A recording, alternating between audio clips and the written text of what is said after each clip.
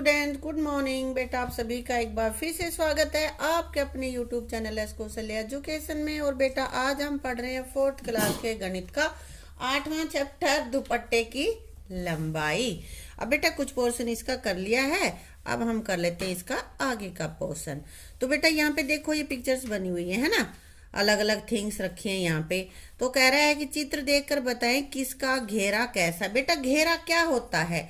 घेरा होता है कोई भी वस्तु हो और उसके चारों तरफ हम जो ये लाइन खींचते हैं, जो इसकी बाउंड्री है वो घेरा होता है। ठीक है, तो क्या सभी वस्तुओं का घेरा एक जैसा है? सबका एक जैसा है क्या? नहीं, ये तो गोल है, ये चौकुट्टे हैं, है ना, चार कोने हैं, इसके चौकोर हैं, ये तो अलग अलग हैं बेटा। यहाँ लिख देंगे नहीं। इनमें से किस वस्तु का घेरा एक जैसा? किस किस वस्तु का घेरा एक जैसा है? देखो जो गोल है, जिनको अगर हम इनकी लाइनें खींचें तो गोल जिसका बनता है, जैसे कि ये हमारे पास ये क्या है, ढक्कन है ना, बोतल का ढक्कन है, और इसका हम घेरा खींचेंगे ऐसे तो ये गोल बनेगा। तो इन वस्तुओं का भी गोल बनेगा, वो हमें एक साइड कर देते हैं। ये वाली जो है ना, ये मैंने लाइन खींच रखी है। इधर जो जो चीजें हैं ये इन सब का गोल करेगा, बनेगा घेरा, है ना। और ऐसा घेरा किस किस वस्तु का बनेगा? ये ऐसा घेरा इनका बनेगा, 1 2 3 4 5। या तो हम इसके नाम दे लें, ये ए है, ये बी है, ये सी है, ये डी है, ये ई है। इन सब का घेरा गोल बनेगा।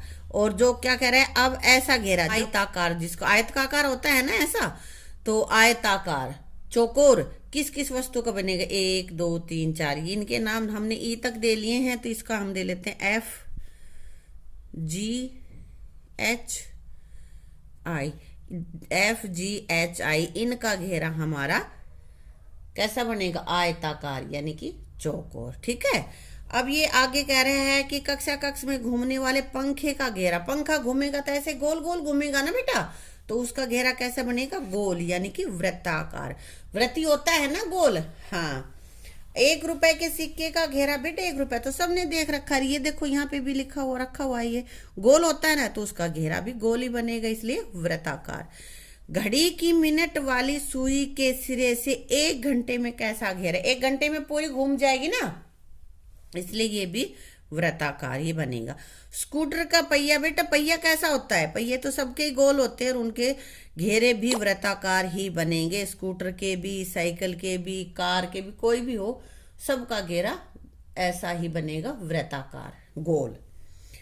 किस वाहन के पहिए का घेरा सबसे बड़ा होगा? जिसका टायर जो सबसे बड़ा होगा उसका घेरा भी बड़ा होगा, तो ये ट्रैक्टर का।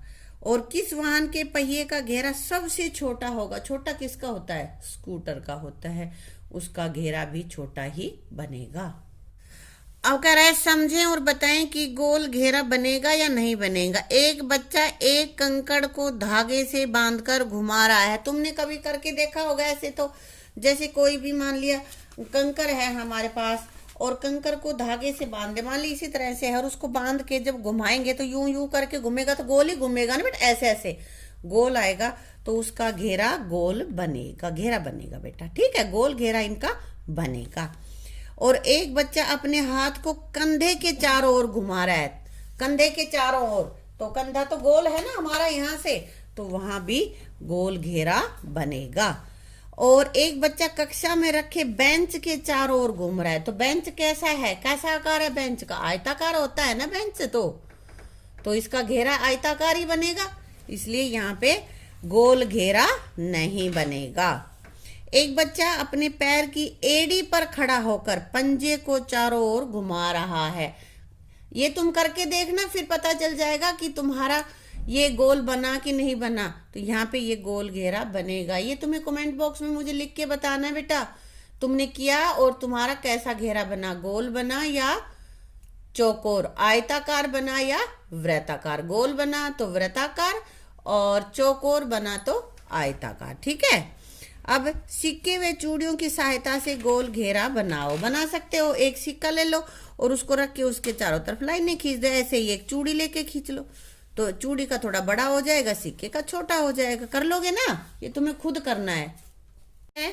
धागे की मदद से गोल घेरा। आशा ने तय किया कि धागे और कील की मदद से मैदान में गोल घेरा बनाएगी। देखो, कील के धागा बांध लिया है और कील को जमीन में गाड़ दिया है, और फिर जितना धागा लंबा है उतना ही गोल गोल घूम गई और ये निशान वो लगाती चली गई है। ऐसे ही बेटा तुम भी बनाना, अपने जगह पे कहीं भी कोई तुम्हारे सामने खाली जमीन पड़ी है या चौक लेके कैसे भी निशान लगाओ कील गाड़ के, और फिर इसी तरह से एक सर्कल तुम्हें भी बनाना है, गोला बनाना है। ठीक है, अब ये देखो कील से किसी का धागा बड़ा है किसी का छोटा है, अलग अलग ही उन्होंने ये सर्कल बनाए हैं, गोल घेरे बनाए हैं। सीनू, मीनू, राकेश और मोनू, ये सभी ने, किसी का छोटा है किसी का बड़ा है। जिसका धागा लंबा था उसका बड़ा सर्कल बन गया है ना, और जिसका छोटा था उसका छोटा। तो यहाँ पे कह रहा है किसका घेरा सबसे बड़ा बना और क्यों? किसका बड़ा बना? मोनू का। क्यों बना? क्योंकि उसका धागा लंबा था, इसलिए उसका घेरा भी बड़ा बना। ये देखो, इसके धागे की ये लंबाई ज्यादा है ना, इसलिए ये बड़ा बना है। किसका गोल घेरा सबसे छोटा बना? किसका बना था? इधर हमने देखा इसमें ये मीनू का बना है। क्यों? क्योंकि उसका धागा छोटा है, इसलिए यहाँ पे उसका घेरा भी छोटा बना। ये कह रहा है कि आप धागे कील की सहायता के बिना भी गोल घेरा बना सकते हो। भाई बना लें, किस किस से? हमें प्रकार, पेन से प्रकार से बनाते हैं ना, डिवाइडर से भी बना सकते हैं, और कई तो सीधे हाथ से ही खींच सकते हैं। देखो, जैसे मैं तो इसे प्रकार की सहायता से ऐसे बना सकता हूँ, ये प्रकार से बनाने लग रहा है ना।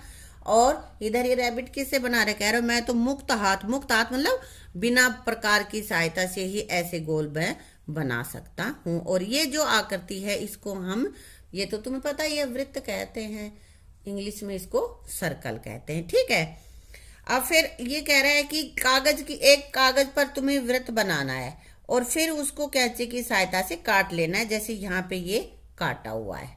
फिर उस कागज को तुम्हें फोल्ड करना है बेटा। ठीक है, एक फोल्ड करोगे तो ये लाइन पड़ जाती है ना, इस लाइन को खींच देंगे, और फिर दो फोल्ड कर लेते हैं जैसे इसकी तरह से, तो एक बार इधर मोड़ा एक बार इधर, तो इस तरह की लाइनें बन जाएंगी। तो यहाँ पे ये कह रहा है चित्र नंबर 4 में दोनों मोड़ों के निशान जिस बिंदु पर काटते हैं वह इसका केंद्र है। ये वाला, यही तो केंद्र है सर्कल का, है ना। और चित्र नंबर 2 में जो सीधी रेखा, ये वाली जो रेखा है, यह इसका व्यास है, यानी कि यहां से लेकर यहां तक की इसकी दूरी, बीच में कितनी दूरी है, इसको हम व्यास कहते हैं। ठीक है, और यहां से लेकर और सर्कल तक, सर्कल का जो सेंटर है, केंद्र है, उस केंद्र तक की ये दूरी, आधा व्यास हो गया ना ये बेटे, ये तो पूरा है और इसका आधा हिस्सा यहाँ पे है, तो ये अर्ध व्यास, और इसी को हम त्रिज्या भी कहते हैं। यानी कि त्रिज्या और अर्ध व्यास दोनों एक ही चीज होती है, समझ गए। दो सीधी रेखाएं दिखाई दे रही चित्र 3 में, ये वाली ये दोनों अर्धव्यास हैं बेटा। ये इधर करेंगे तो भी अर्धव्यास है, इधर खींचा तो भी अर्धव्यास है।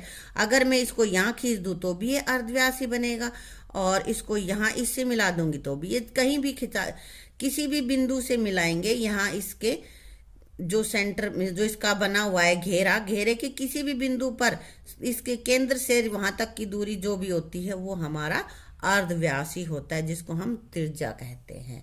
ठीक है, पीछे हमने करे उन्हीं से आधारित हमें कुछ सवाल करने हैं। ये आकृति नंबर 1 है, 2, 3 सभी आकृतियां अलग अलग हैं, उनके नंबरिंग कर रखी है। ठीक है, किस आकृति में वृत्त का केंद्र सही स्थान पर दिखाया गया है? वृत्त का केंद्र कहाँ होता है? बिल्कुल उसके बीच में होता है, सेंटर। केंद्र को क्या कहते हैं? सेंटर। तो ये बीच में है। ये तो देखो एक कोने में, यहां से कैसे बन सकता है? सेंटर हो सकता है? नहीं, सेंटर वो होता है कि जहां पे हम प्रकार की नोक रखें और फिर घुमाएं। जैसे कि ये हमारे पास है प्रकार, और इस प्रकार को हम यहाँ पे रखेंगे, इसमें पेंसिल डालेंगे और फिर यूं इसको घुमाएंगे, जब जो घेरा बनेगा तो ये हमारा सेंटर रहेगा। ठीक है, तो आकृति नंबर 1 में सही स्थान पर दिखाया गया। किस आकृति में वृत्त का व्यास सही दिखाया गया है?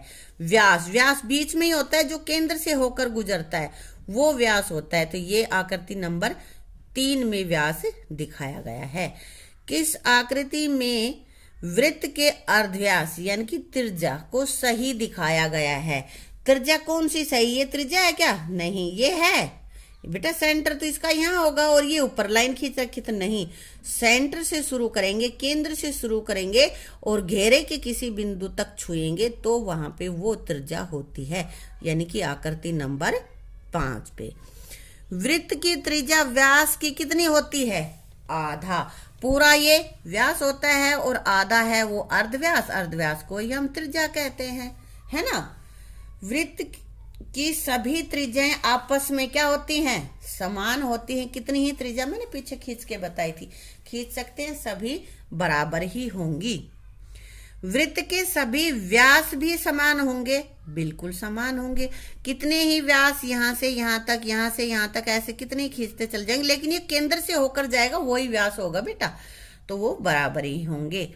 वृत्त में ही केंद्र होता है, एक ही केंद्र होता है, केंद्र कभी भी एक से ज्यादा नहीं हो सकते।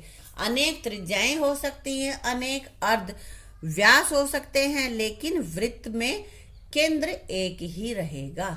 ठीक है बेटा। तो बेटा इसी के साथ ये चैप्टर हमारा कंप्लीट हो जाता है और तुमने ये इसमें वृत्त के बारे में जान लिया, आयताकार चीजों के बारे में जान लिया, है ना। तो ये जो जो कॉन्सेप्ट इसमें हमने क्लियर करे हैं उनको तुम अच्छे से याद करना और इन सम्स को तुम करके देखना। ठीक है, थैंक यू।